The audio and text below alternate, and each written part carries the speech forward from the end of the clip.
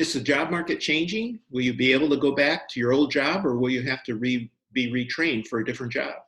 Read an article in the Sacramento Bee by Young Park dated January 14, 2021 that talks about how the California job market could change after COVID. If you've been out of work due to COVID, what changes might there be? The article talks about restaurant jobs shifting away from the cities to the suburbs because more people are working from home.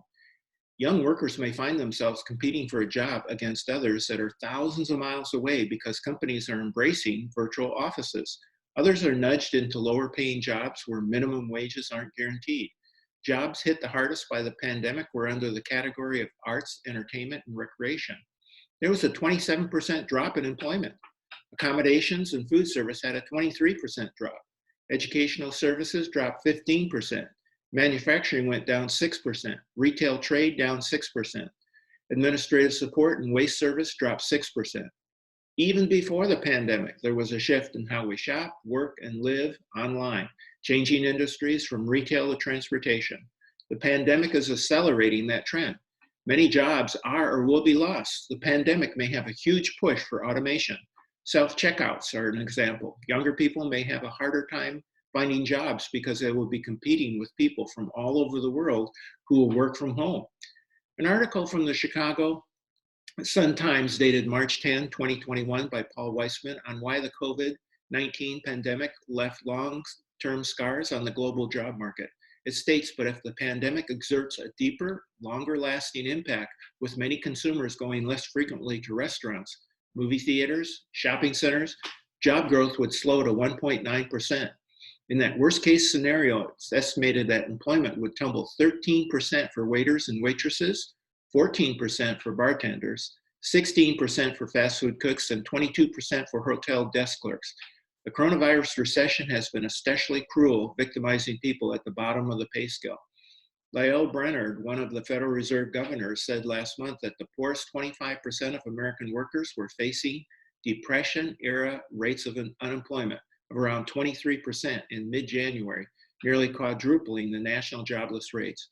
The Fed also reported last month that the employment in the lowest paid jobs was running 20% below pre-pandemic levels. For the highest paying jobs, by contrast, the shortfall was just 5%. In a study last month by Stefani Albazi of the University of Pittsburgh and Ji-Ying Kim of the Korea Development Institute warned that many companies could replace employees with machines rather than redesign the work spaces to facilitate social distancing and reduce the threat of infection in a world still fearful of the virus or other health threats. The service occupations that absorb the biggest job losses have high susceptibility to automation. That raises the prospect that as the economy recovers, at least some of the jobs lost may not be reinstated. However, as things shake out, the pandemic disruption to the job market is likely to require millions of workers to find new careers. Reviewing the job outlook in 8 major economies, McKinsey estimated that 100 million workers, 1 out of 16, will need to change occupations by 2030.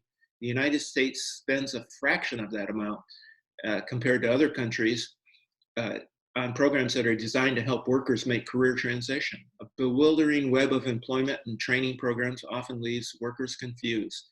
The programs tend to focus on helping laid-off factory workers, not the unemployed chefs and sales clerks, who are likely to be most in need in the pandemic's aftermath.